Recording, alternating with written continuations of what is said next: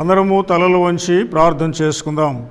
పరమండలమందు ఆసీనుడవై ఉన్న మా ప్రభు, ఘనుడా, మహోన్నతుడా, మా జీవాధిపతి, సృష్టి ఆధారభూతుడా, మీకే కృతజ్ఞతాస్తుతులు చెల్లిస్తూ ఉన్నాం.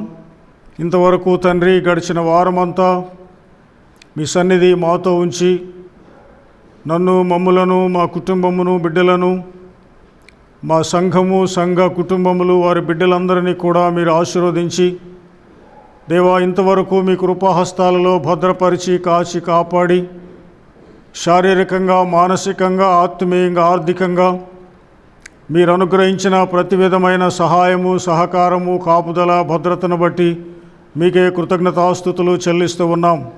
టీవీ ద్వారా దేవా, మరి సువార్త స్రవంతి ఛానల్ ద్వారా అనేక మంది మీ జీవము కలిగిన మాటలు వింటూ ఉండగా దేవా, వింటున్న ప్రతి నీ బిడ్డను, ప్రతి కుటుంబాన్ని కూడా మీరు ఆశీర్వదించమని వేడుకుంటున్నాం. కరోనా వైరస్ అనేటువంటిది ప్రపంచమంతటినీ కూడా తండ్రి భయభీతులకు గురి చేస్తూ గడగడలాడిస్తూ ఉండగా దేవా, ప్రజలు భయభీతులతో జీవిస్తూ ఉన్నారు. తండ్రి, మీరు క్రమపరచండి. ఉద్యోగ వ్యవస్థలేమి, రాజకీయ వ్యవస్థలేమి, మత సంస్థలేమి, ఎంతోమంది ఎన్నో విధాలుగా పరిచర్యలో వాడబడుతూ ఉండగా అటు వారందరినీ కూడా మీరు జ్ఞాపకం చేసుకోనమని దీవించమని వేడుకుంటున్నాం. కరోనా వైరస్తో రోగగ్రస్తులైన వారిని స్వస్థపరచండి దేవా. మరణించిన వారి కుటుంబాలకు ఆదరణ దయచేయమని దేవా, దీనిని కట్టడి చేసి ప్రశాంతమైన వాతావరణమును అనుగ్రహించమని వేడుకుంటూ ఉన్నాం. ఆ రీతిగా ప్రభు, ఈ కార్యక్రమం నిమిత్తమై నిలువబడి నన్ను మీ సిలువ చాటును మరుగుపరిచి దేవా, ఈ దినము ఈ కార్యక్రమం అంతా కూడా మీకు మహిమకరముగా, వింటున్న వారికి మాకు దీవెనకరముగా జరిగించమని మీకే ఘనత, మహిమ, ప్రభావములు, మీ మెండైన దీవెన ఆశీర్వాదములు అనుగ్రహించమని ఈ మనవులు యేసు పరిశుద్ధ నామమున వేడుకొనుచున్నాము తండ్రి. ఆమేన్. అందరము కలిసి ఆంధ్ర క్రైస్తవ కీర్తనల పుస్తకములో నుండి 14వ నెంబరు పాట, నాకేమి కొదువ నాథుడుండ అనే పాటను అందరం కలిసి పల్లవి మొదటి వచనము, ఆఖరి వచనము అందరము కలిసి పాడుకుందాం.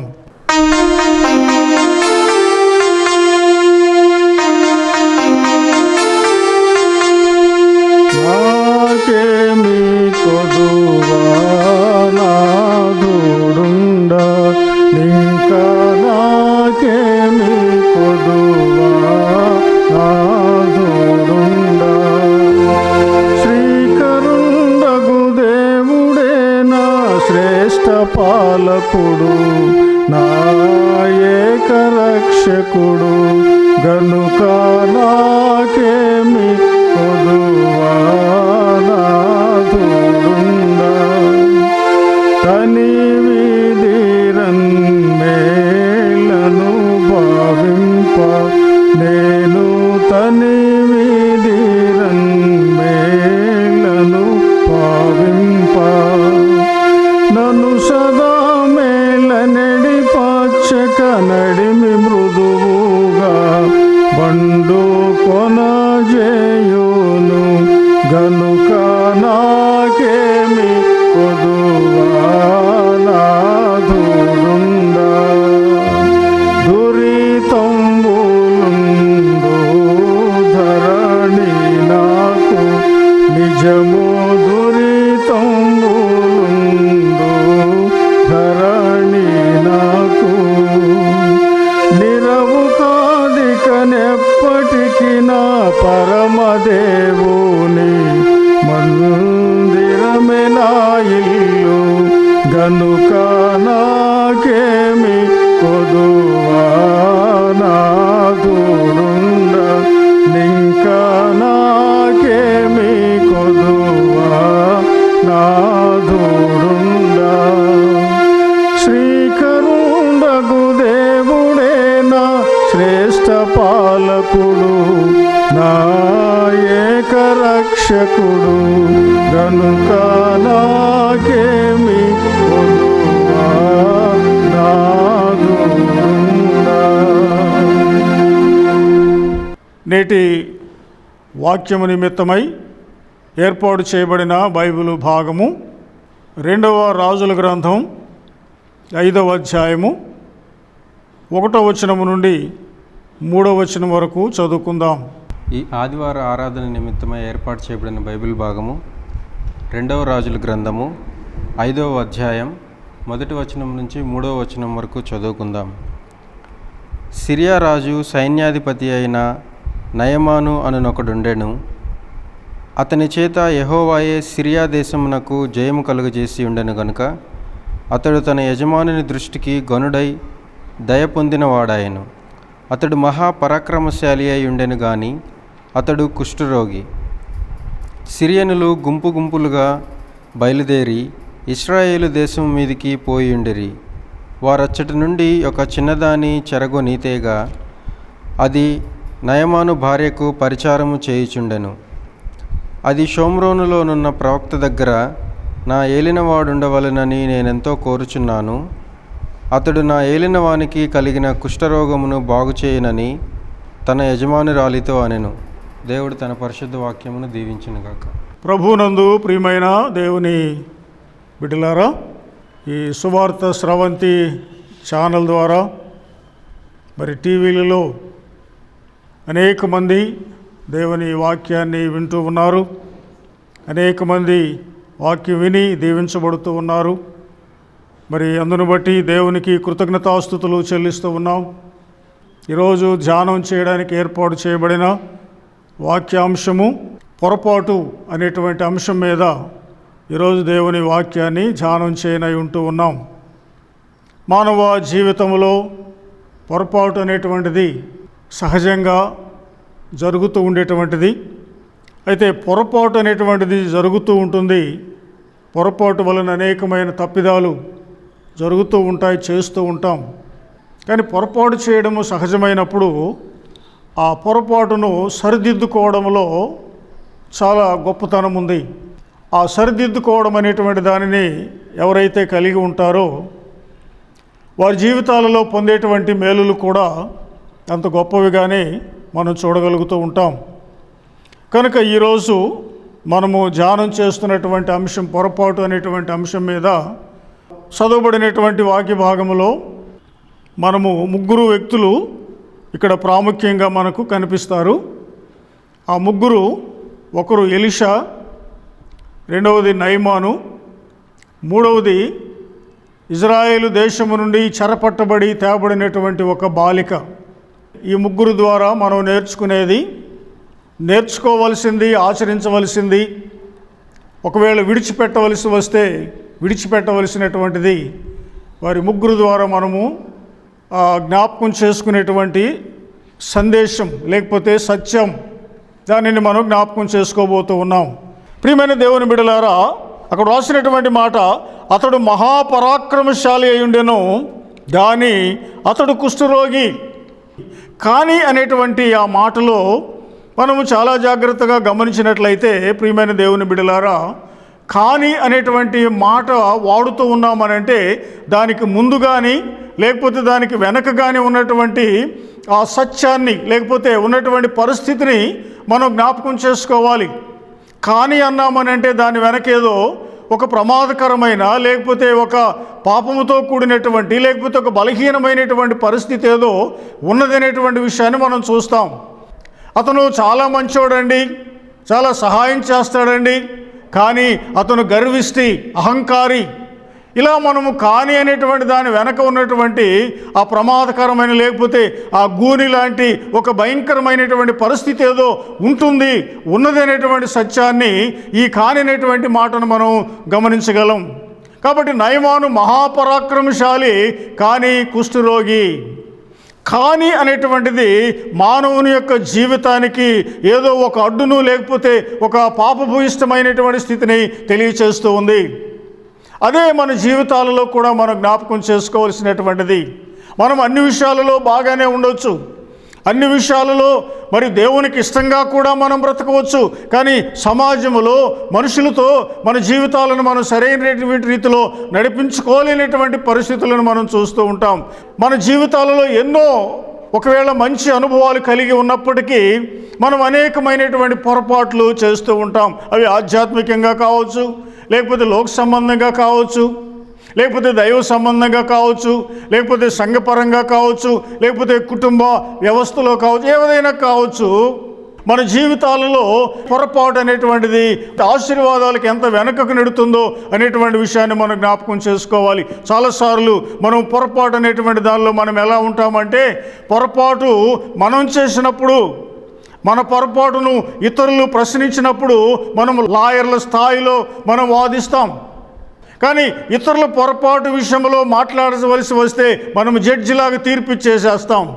అది మానవుని యొక్క బలహీనత, మానవుని యొక్క జీవితంలో ఉన్నటువంటి బలహీనత. అంటే తనను తాను పరిశీలన చేసుకోనటువంటి ఏ వ్యక్తి అయినా కూడా ఆ పొరపాటు అనేటువంటిది చేసినప్పుడు దానిని సరిదిద్దుకోవడంలో ఉన్నటువంటి గొప్పతనం.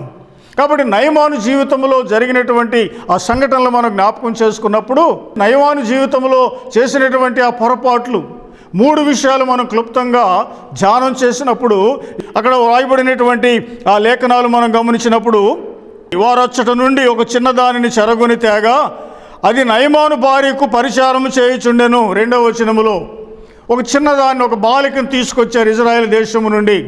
తీసుకొచ్చినటువంటి ఆ బాలిక మరి నయమాను భార్యకు పరిచర్య చేస్తూ ఉన్నది. అయితే అక్కడ జరిగినటువంటి సంఘటన ఏంటంటే, నయమాను యొక్క జీవితాన్ని గమనించినటువంటి ఈ బాలిక నయమాను భార్యతో ఏం చెప్పిందంటే, నయమాను అనేటువంటి ఈ వ్యక్తి కుష్ఠరోగంతో ఉన్నాడు, మహాపరాక్రమశాలి, బలవంతుడు. కానీ కుష్ఠరోగంతో ఉన్నటువంటి ఈ వ్యక్తి, ఇంత ఉన్నతమైనటువంటి శక్తి సామర్థ్యాలు కలిగినటువంటి వ్యక్తి, తన జీవితంలో ఒక శ్రేష్టమైనటువంటి ఆశీర్వాదకరమైన కార్యాన్ని చూడడానికి, అనుభవించడానికి ఒక మార్గం ఉంది. ఆ మార్గం ఏంటంటే, షోమ్రోన్లో ఉన్నటువంటి ఆ దైవజనుని దగ్గర కానీ ఈ నయమాను వెళ్ళగలిగితే ఆయన నయమానును బాగు చేస్తాడు. ధర్మశాస్త్ర ప్రకారం కుష్ఠరోగుల ఆ దినాల్లో మరి ఊరు బయట ఉండేవాళ్ళు, ఊరు బయట వారి జీవితాలు ఉండేటువంటివి.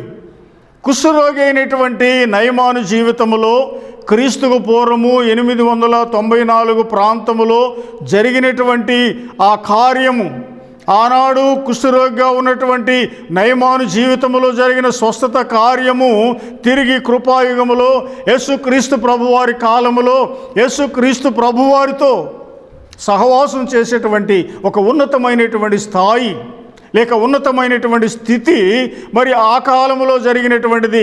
రాబోయేటువంటి కాలంలో యేసు ప్రభు ద్వారా జరగబోయేటువంటి కార్యానికి ఇది ముంగుర్తుగా మనం చూస్తూ ఉన్నాం.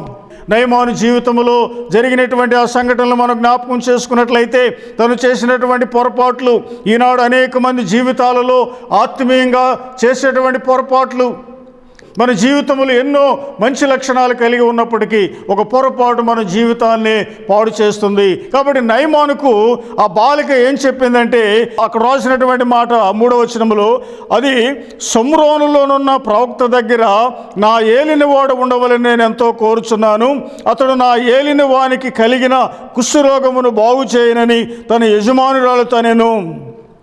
కాబట్టి ఇతను ఎక్కడికి వెళ్ళమని ఆ బాలిక తెలియచేసింది అంటే, ఎలీషా ప్రవక్త దగ్గరికి వెళ్ళమని. ఆయన ఎక్కడున్నాడు? షోమ్రోన్లో ఉన్నాడు. ఓకే, రైట్, వెళ్ళడానికి సిద్ధపడ్డాడు. కానీ వెళ్ళడానికి సిద్ధపడినటువంటి ఆ వ్యక్తి ఎలా వెళ్ళాడు? ఆ వెళ్ళేటువంటి విధానంలో తను చేసినటువంటి పొరపాటు ఏమిటో మనం గమనించినట్లయితే, లేఖనాలు మనం జ్ఞాపకం చేసుకుంటున్నప్పుడు మనం 3 వ్యక్తులను ఇక్కడ జ్ఞాపకం చేసుకున్నాం. ఎలీషా దేవునికి సూచనగా ఉన్నాడు, నయమాను పాపికి సూచనగా ఉన్నాడు. ఇజ్రాయెల్ దేశం నుండి చెరపట్టబడి తేబడినటువంటి బాలిక సువార్తకు లేకపోతే సువార్తికురాలకు సూచనగా ఉంటూ ఉన్నది. 3 మధ్య జరిగినటువంటి ఆ సంఘటన, ఈ 3 యొక్క జీవితాలను మన జీవితాలలో మనం అన్వయింపు చేసుకోవాల్సినటువంటి అవసరత. వెళ్ళడానికైతే సిద్ధపడ్డాడు, కానీ ఎలా వెళ్ళాడనేటువంటిది ఇక్కడ మనం గమనించాలి. సరి అయినటువంటి రీతిలో వెళ్ళలేదు. తను చేసినటువంటి మొదటి పొరపాటు ఏంటంటే, సరైన రీతిలో వెళ్ళలేదు, వెళ్ళవలసిన రీతిలో వెళ్ళలేదు. ఒక దైవజనుని దగ్గరకు లేకపోతే దేవుని సన్నిధికి తన జీవితంలో తన కార్యాన్ని చూడాలనుకున్నటువంటి ఆ వ్యక్తి తన జీవితంలో ఎలా వెళ్ళాలో అలా వెళ్ళలేదు. ఎలా వెళ్ళాడు అనేటువంటి విషయాన్ని అక్కడ మనం గమనించినట్లయితే, 5వ అధ్యాయము 5వ వచనములో వెండి బంగారాలు బట్టలు తీసుకొని వెళ్ళాడు. అక్కడ రాసిన మాటను మనం గమనిస్తున్నప్పుడు 5వ వచనములో 20 మణుగుల వెండియు 1,20,000 రూపాయల బంగారును 10 దుస్తుల బట్టలను తీసుకొని పోయాను. ఇవన్నీ కూడా కేజీల్లోనికి మార్చి చెబితే 340 కేజీలు వెండి తీసుకున్నాడు, ఒక 70 కేజీలు బంగారం తీసుకున్నాడు, 10 జతల బట్టలు తీసుకున్నాడు. ఇంకా ఏం తీసుకున్నాడంటే అక్కడ రాసినటువంటి మాట, వారి దేశం యొక్క రాజు యొక్క రికమెండేషన్ లెటర్ తీసుకున్నాడు. ఇవన్నీ కూడా తీసుకుని వెళితే తన జీవితంలో కార్యం జరుగుతుందనుకున్నాడు. ప్రియమైన దేవుని బిడ్డలారా, జ్ఞాపకం చేసుకోవాలి, మన జీవితాలలో ఈరోజు డబ్బు, బంగారం, పదవి ఇవన్నీ కూడా మన జీవితాలలో దేవుని నుండి పొందవలసినటువంటివి, పొందడానికి ఇవి ఉపయోగపడతాయా అనేటువంటి దాన్ని మనం గమనించాలి. ఈరోజు డబ్బు ఉన్న వాళ్లకు స్వస్థత అనే పని అయితే, డబ్బున్న వాళ్ళందరూ బాగుపడాలనుకునే పని అయితే, డబ్బున్న వాళ్ళు, పలుకుబడగలిగిన వాళ్ళు, మరి ఆ కోటీశ్వరులు అనబడినటువంటి వారందరూ కూడా డబ్బుతో లేకపోతే తనకున్నటువంటి పలుకుబడితో బాగుపడాలంటే ఈరోజు ఎంతోమంది బాగుపడేవాళ్ళు. కరోనా వైరస్ నేటి దినాల్లో భయంకరమైన పరిస్థితుల్లో ఉంది. కానీ చాలామందికి డబ్బు ఉంది, మరి అనేక రకాలైనటువంటి వనరులు ఉన్నాయి. కానీ ఈ వనరులు ఏవి కూడా దీని నుండి తప్పించుకోవడానికి ఎవరికి కూడా చేత కావడం లేదు. కారణం ఏంటంటే ప్రియమైన దేవుని బిడ్డలారా, మనకున్నదేదో దానిని బట్టి మనం ఏదో సంపాదించుకోవాలనుకోవడం కాదు, కానీ అంతా దేవునిది అన్నటువంటి విషయాన్ని ఎప్పుడైతే మనం కలిగి ఉంటామో అప్పుడు దేవుని యొక్క సన్నిధిలో మన జీవితాలను మనం పరిశీలన చేసుకుంటాం. దేవుని సన్నిధికి వచ్చేటువంటి విధానం ఎలా ఉండాలి, దేవునితో గడిపేటువంటి ప్రజల జీవిత ఆలోచన విధానం ఎలా ఉండాలి అనేటువంటి దాన్ని గమనించినప్పుడు పరిశుద్ధ గ్రంథములో ప్రసంగి గ్రంథం, నీవు దేవుని మందిరమునకు పోవునప్పుడు నీ ప్రవర్తన జాగ్రత్తగా చూచుకొనుము. బుద్ధిహీనులు అర్పించినట్లుగా బలి అర్పించుట కంటే సమీపించి ఆలకించుట శ్రేష్టము. వారు తెలియకే దుర్మార్గపు పనులు చేయుదురు. నీవు దేవుని సన్నిధిని అనాలోచనగా పలుకుట నీ హృదయమునకు త్వరపడనీయక నీ నోటిని కాచుకొనుము. నువ్వు దేవుని సన్నిధికి వచ్చేటప్పుడు, లేక దేవుని యొక్క సన్నిధిలో నీవు మేలు పొందాలనుకున్నప్పుడు నీ ప్రవర్తన, నీ ఆలోచన అది దేవునికి అంగీకారమైనదిగా నీవు సిద్ధపరచుకోవాల్సినటువంటి అవసరత ఎంతైనా ఉంటూ ఉన్నది. కాబట్టి నయమాను జీవితంలో తను స్వస్థత పొందాలనుకున్నటువంటి సమయంలో తను ఎలా వెళ్ళాడనేటువంటి తనకు విశ్వాసం లేదు, విధేయత లేదు, భక్తి లేదు. దేవుని సన్నిధిలో నువ్వేం చేసినా కూడా అది దేవునికి ఇష్టంగా ఉండాలి. నువ్వు అర్పించే బలైనా, నీవు ఆరాధించే ఆరాధనైనా ఏదైనా కూడా దేవునికి ఇష్టమైన ఈ రీతిలో ఉండగలిగినటువంటి విధానం కావాలి. దేవుని సేవకు ఇవ్వడం తప్పని ఇక్కడ చెప్పడం లేదు, కానీ ఇచ్చే విధానములో ఉన్నటువంటి పొరపాటు, ఇచ్చే విధానములో మనం చేసే పొరపాటు, దేవునికి ఇవ్వాలి, దేవుని సేవకి ఇవ్వాలి, దేవుని సేవకునికి ఇవ్వాలి. ఇవన్నీ కూడా దేవుని పరిచర్య నిమిత్తమైనటువంటి ఆ కార్యాలు ఇవన్నీ కూడా. అయితే ఇచ్చే విధానంలో మనము జ్ఞాపకం చేసుకోవాలి. తన జీవితంలో విధేయత లేదు, విశ్వాసం లేదు, దేవుడంటే భక్తి లేదు, భయం లేదు. కానీ తన దగ్గర ఉన్నది కాబట్టి వెళుతూ ఉన్నాడు. కానీ తన జీవితంలో అది ఏమీ కూడా తనకు ఉపయోగకరంగా లేదు. తను తీసుకువెళ్ళినటువంటి ఆ డబ్బు కానీ, తను తీసుకువెళ్ళినటువంటి ఆ బంగారం కానీ, తను తీసుకువెళ్ళినటువంటి వెండి కానీ, ఆ బట్టలేవి కూడా తనను బాగు చేయడానికి ఉపయోగపడలేదు. కాబట్టి ఈరోజు మనం వెళ్ళే విధానం సరైనదై ఉండాలి. తను చేసినటువంటి మొదటి పొరపాటు ఏంటంటే దేవుని సన్నిధికి లేకపోతే సేవకుని దగ్గరకు తను స్వస్థత పొందడానికి వెళ్ళేటువంటి విధానం సరైనది కాదు.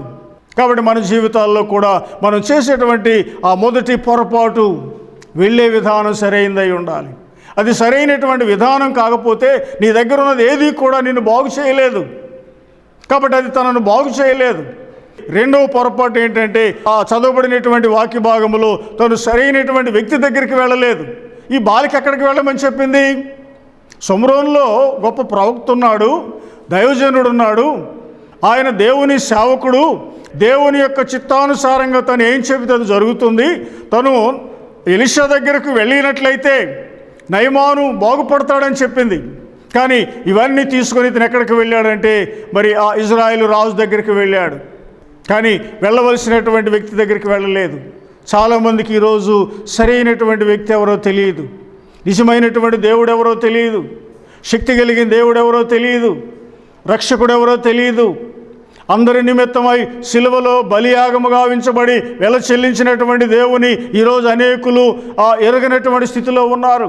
అక్కడ రాసినటువంటి మాట, ఇజ్రాయేలు రాజుకు ఆ పత్రిక ఇచ్చాడు. వెళ్ళాడు, ఆ పత్రిక ఇచ్చాడు, తన దగ్గర ఉన్నవన్నీ కూడా చూపించాడేమో ఒకవేళ. కానీ అది చూసిన తర్వాత అక్కడ రాసినటువంటి మాట ఏంటంటే, రాజు బట్టలు చింపుకొనెను అనేటువంటి మాటలు అక్కడ చదువుతాం మనం.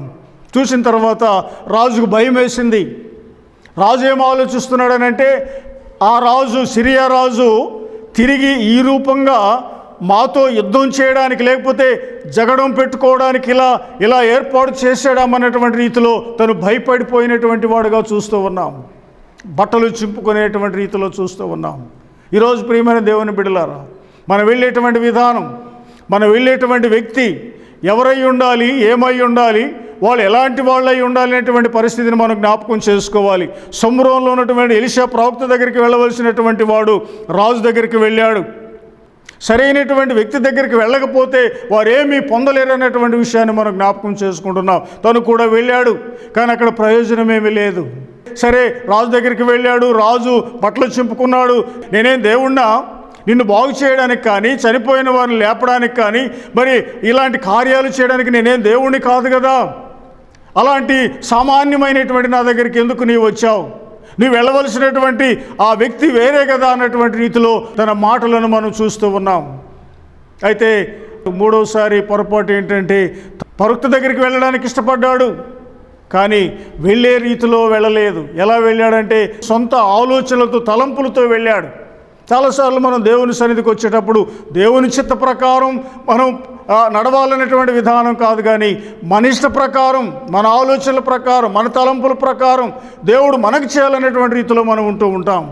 తను కూడా వెళ్ళాడు, కానీ ఏమనుకొని వెళ్ళాడు, తన ఆలోచన అంతా ఎలా ఉంది అని అంటే, తను అక్కడికి వెళ్ళగానే, ప్రవక్త దగ్గరికి వెళ్ళగానే, ప్రవక్త తను ఉన్నటువంటి గదిలో నుండి బయటకు వచ్చి, ఆ బయటకు వచ్చినటువంటి ఆ వ్యక్తి తన మీద చేతులు పెట్టి, ఆ దినాల్లో జరిగేటువంటి ఆ పరిస్థితులు ఏవైనా ఉంటే, ఇంకా ఏమైనా నూనె లాంటివి ఏమైనా పూసి తనను బాగు చేస్తాడేమో అనుకున్నాడు. సొంత ఆలోచనతో వెళ్ళాడు. అక్కడికి వెళ్ళినటువంటి వ్యక్తి సరైన రీతిలో వెళ్ళలేదు, సరైనటువంటి వ్యక్తి దగ్గరికి వెళ్ళలేదు. సరే, మూడవసారి సరైన వ్యక్తి దగ్గరికి వెళ్ళినప్పుడు తన సొంత ఆలోచనతో వెళ్ళాడు. దేవుని ఆలోచన ప్రకారం మనం నడవాలి. అంటే ఆ ఆలోచనలో ఏముంది? అహముంది. నేను డబ్బున్నవాడిని, పరాక్రమశాలిని, ఒక రాజ్యానికే సైన్యాధిపతిని అనేటువంటి అహముంది. ప్రవక్తే తన దగ్గరికి రావాలి, ప్రవక్తే తనను ముట్టాలి, ప్రవక్తే తనను తాకాలి, ప్రవక్తే తన దగ్గరికి వచ్చి తనను బాగు చేయాలి. అహం అనేటువంటిది అది తన జీవితానికి, పతనానికి నాందిగా ఉంటూ ఉంది. కానీ దేవుని చిత్తానికి లోబడి వెళ్ళాలి. దేవుని ఆలోచనకు మన ఆలోచనలను ఏకం చేసుకొని వెళ్ళాలి. అలా వెళ్ళగలిగినప్పుడు మన జీవితాలలో కార్యాన్ని చూడగలుగుతాం. అందుకే యాకోబు పత్రిక 4వ అధ్యాయం 6-10 వచనాల్లో, గర్వం అనేది మనుషుల్ని దేవుని దీవెనల నుండి దూరం చేస్తుంది. దేవుడు అహంకారులను ఎదిరించి దీనులకు కృప అనుగ్రహించును. ప్రభు దృష్టికి మిమ్మల్ని మీరు తగ్గించుకొనుడి, అప్పుడు ఆయన మిమ్మల్ని హెచ్చించును. తగ్గించుకోమన్నాడు ఆయన.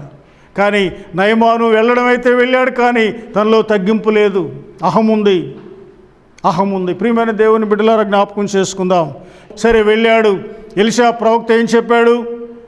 అక్కడ ఉన్నటువంటి శిష్యుడికి చెప్పాడు, వెళ్ళమను, యోర్దాను నదిలో 7 సార్లు మునగమని చెప్పాడు. కానీ దానికి కూడా ఒప్పుకోలేదు. మా దేశంలో నదులు లేవా? మా దేశంలో ఇంతకంటే పెద్ద నదులు ఉన్నాయి.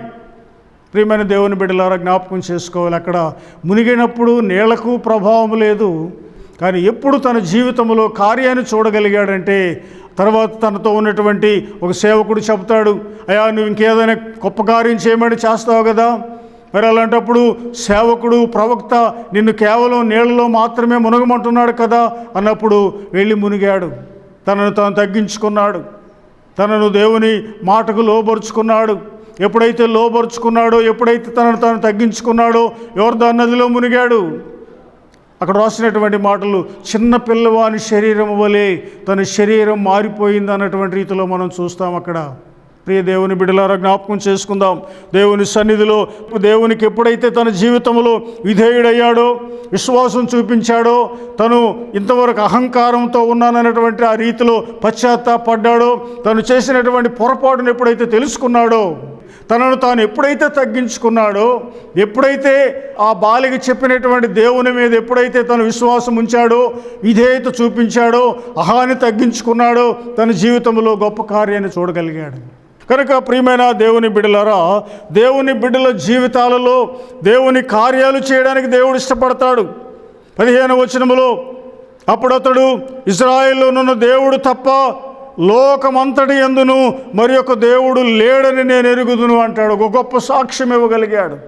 ఇశ్రాయేలు దేవుడు తప్ప ఈ లోకములో సర్వ మానవ పాప పరిహారార్థము నిమిత్తమై శిలువ బలియాగము గావించబడి అనేకుల నిమిత్తమై వెల చెల్లించిన యేసు ప్రభు దేవుడు తప్ప ఇంకెవరు దేవుడు లేడు అనేటువంటి ఒక గొప్ప సాక్ష్యాన్ని ఇవ్వగలిగాడు.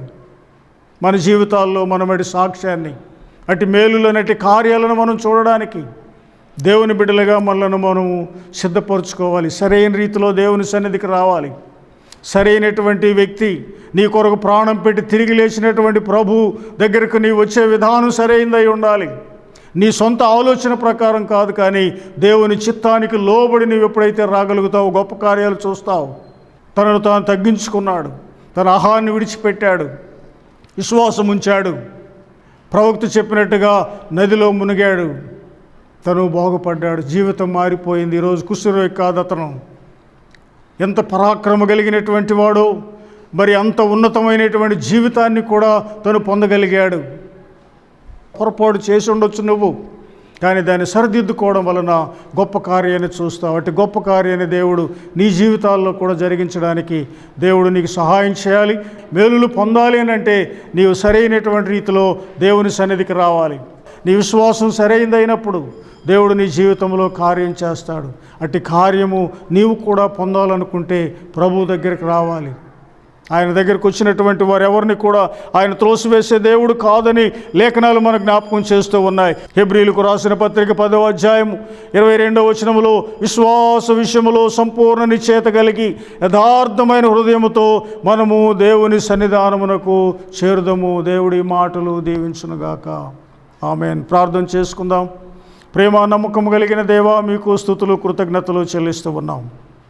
నయమాను జీవితంలో నుండి దేవా, మరి ఎలీషా ప్రవక్త, ఇజ్రాయేలు బాలిక, వీరి ముగ్గురు జీవితాలలో నుండి మేము నేర్చుకోవాల్సినటువంటి సంగతులు, ఇజ్రాయేలు బాలిక రక్షించబడిన ఒక గొప్ప వ్యక్తిగా, ఒక రక్షణ లేకుండా మారు మనసు లేనటువంటి వ్యక్తికి చూపినటువంటి మార్గం, అయితే వెళ్ళవలసినటువంటి రీతిలో వెళ్ళక మేలు పొందలేకపోయి తిరిగి పశ్చాత్తాపడి తగ్గించుకొని దేవుని సన్నిధికి తిరిగినటువంటి వ్యక్తి పొందినటువంటి మేలులు, రాగలిగిన రీతిలో విశ్వాససహితంగా దేవుని సన్నిధికి రాగలిగితే దేవుని కార్యాలు చూడగలుగుతాం. అట్టి కార్యాలు చూడగలిగినట్లుగా అనేక మందిని సిద్ధపరచుమని, ఈ మాటలు అనేకులకు దీవెనకరంగా ఉంచుమని ఈ మనవులు యేసు పరిశుద్ధ నామమును వేడుకొనుచున్నాము తండ్రి. ఆమేన్. దేవుని ఆశీర్వాదం పొందుదాం. తండ్రి అయిన దేవుని, కుమారుడైన దేవుని, పరిశుద్ధాత్మ దేవుని దీవెనలు కూడి ఉన్న మనకు, టీవీ ద్వారా వాక్యమైన బిడ్డలకు, సంఘానికి పరిచర్యకు ఆయన సన్నిధి దీవెన ఇప్పుడు ఎల్లప్పుడూ సదాకాలము తోడయుండునుగాక. ఆమేన్.